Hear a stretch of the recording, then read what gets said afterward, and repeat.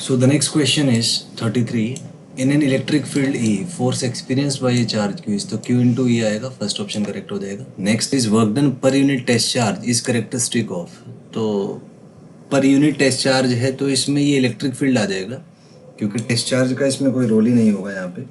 So second will be correct. Next is potential difference between 2 points P and Q is Vp minus Vq is. So this is definition of potential difference. Third आ जाएगा UP minus UQ upon Q. Next is choose the correct statement. Actual value of potential is not physically significant. Only potential difference has physical significance. So third one will be the correct option here.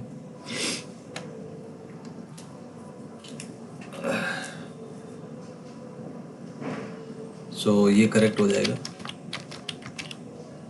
Next is if we consider potential at infinity to be zero, then potential at a given point is defined as work done by external force in taking unit positive charge from infinity to that point without acceleration. So first इसमें correct आ जाएगा. So यहाँ पे first correct हो जाएगा क्योंकि यही इसका definition है. Work done by external force in taking unit positive charge from infinity to that point. तो ये करेक्ट हो जाएगा फर्स्ट यहाँ पे. Next is work done by electrostatic field depends, तो इंडिपेंडेंट ऑफ पाथ होता है, सेकंड आ जाएगा. Next is to obtain work done per unit charge we should take large charge, तो इनफाइनाइटली छोटा इनफाइनाइटेजिमली स्मॉल चार्ज लेना चाहिए जिससे ओरिजिनल कॉन्फ़िगरेशन डिस्टर्ब ना हो. तो second will be correct option here. Next is if a charge is moved from one point to another in an electric field, then at every point external force is equal to electrostatic force. External force is opposite, तो opposite आएगा क्योंकि acceleration zero है तो net force zero होना चाहिए.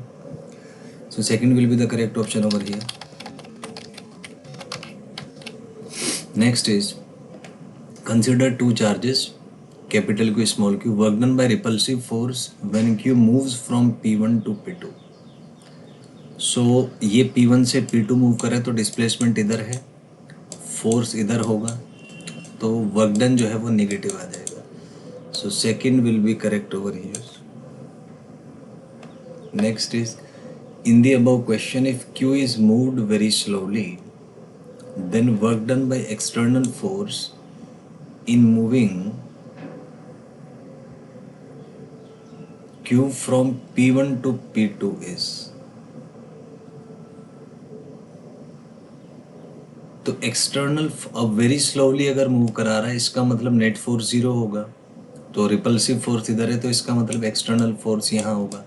तो external force और displacement की डायरेक्शन सेम है तो work done by external force यहाँ पे पॉजिटिव आ जाएगा. So first one will be correct over here.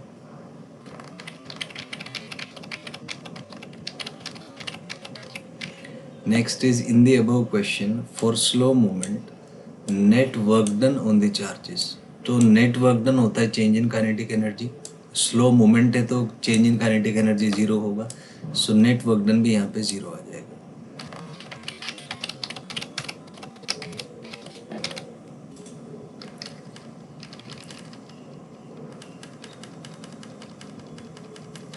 Next is in the above question work done by the external force in slowly moving a unit charge from infinity to a radial distances.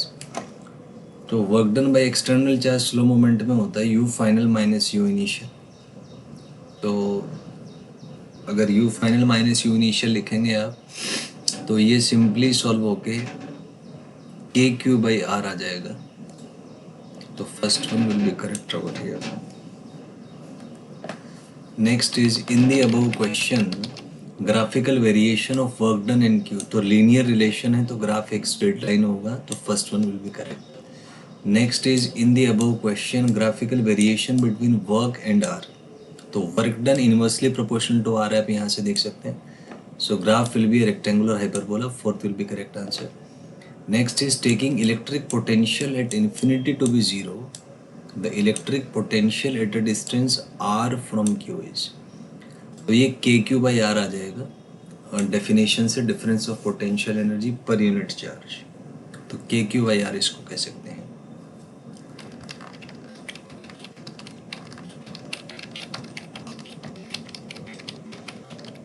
Next is let magnitude of electric field due to a point charge q at a distance r is e and electric potential at the same point is v, taking v infinity is 0, then e is greater than v, e less than v, e equal to v। तो ये सारा radial distance पे depend करेगा, तो all आ जाएगा इसमें, क्योंकि अगर डिस्टेंस 1 से कम होगा तो के क्यू बाई आर है, तो इसका आप रेशो लेंगे तो यहाँ से आ जाएगा आपका E is equal to V by are.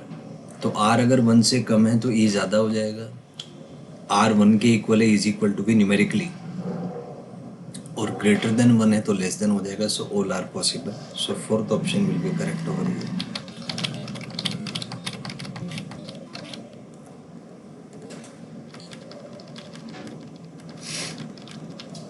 Next question is figure shows variation of some functions of an electric charge. We can say that A represents electric field, B represents electric potential। तो आप यहाँ पे देख सकते हैं कि जब R 1 से कम है तो A वाला जो ग्राफ है उसका वैल्यू ज़्यादा है, तो A ज़्यादा है तो हम कह सकते हैं कि ये इलेक्ट्रिक फील्ड होगा, क्योंकि R जब 1 से कम है तो E होता है आपका V बाई आर, तो R 1 से कम है तो E V से बड़ा हो जाएगा। So here A represent the electric field and B represent electric potential, तो फर्स्ट वन जो है वो करेक्ट हो जाएगा। नेक्स्ट है find potential at a point P due to charge 4 × 10⁻⁻7 located 9 centimetre away. तो KQ/R वाला फॉर्मूला आप यूज़ कर लीजिए, तो यहाँ से फर्स्ट आपका आंसर आ जाएगा। Next is work done in bringing a charge of this from infinity to the above point. So work done difference of potential energy से आ जाएगा। सो Q इंटू वी आप कर दीजिए, तो ये यहाँ से first one will be correct. Next is in the above question does the answer depends on path. नहीं, क्योंकि ये इनिशियल और फाइनल पोटेंशियल एनर्जी पे डिपेंड करेगा, it is independent of the path.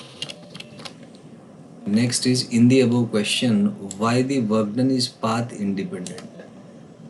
तो ये है किसी भी डिस्प्लेसमेंट को हम रेडियल और परपेंडिकुलर डिस्प्लेसमेंट में तोड़ सकते हैं।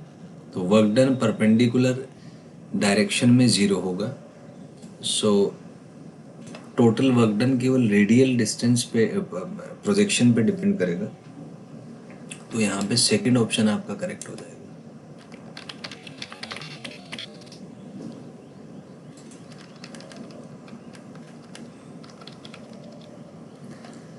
Next is electric field due to an electric dipole depends on distance r depends on yes kp cos theta by r square या 2 kp cos theta by r square होता है, r cube होता है sorry electric field वाला, तो इसमें angle dependency आती है, so both will be correct, ये आ जाएगा।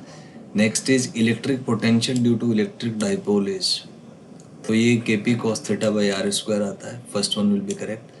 Next is electric potential can be written as, तो पी कोस थीटा को आप पी डॉट आर कैप भी लिख सकते हैं, यूनिट वेक्टर है तो नीचे स्क्वायर, ऊपर वेक्टर है तो नीचे cube, so both will be correct over here.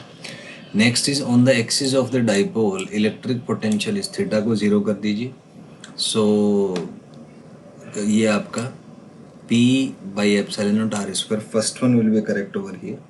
Next is for equatorial plane पे थीटा 90 होगा, कोस 90 0 होता है, so work done will be 0। Next is electric potential due to N electric dipole is dependent on R depends on angle, तो इसमें दोनों ही हैं, axially symmetrical about P, तो ऑल ऑप्शन इसमें करेक्ट हो जाएंगे। एक्सियली सिमेट्रिकल मतलब अगर 2 थीटा सेम है तो पोटेंशियल भी सेम होगा सिमेट्रिकली, तो ये भी करेक्ट है, तो fourth will be correct over here. Next is axially symmetric about P means if we rotate P about R, electric potential at P will be same. Next, if we rotate R about P keeping theta constant, potential at all positions of P will remain same. तो इसमें second option आ जाएगा। मान लीजिए आप ये dipole moment है, एक angle यहाँ पे थीटा है, एक इधर थीटा है, तो दोनों पे पोटेंशियल सेम हो।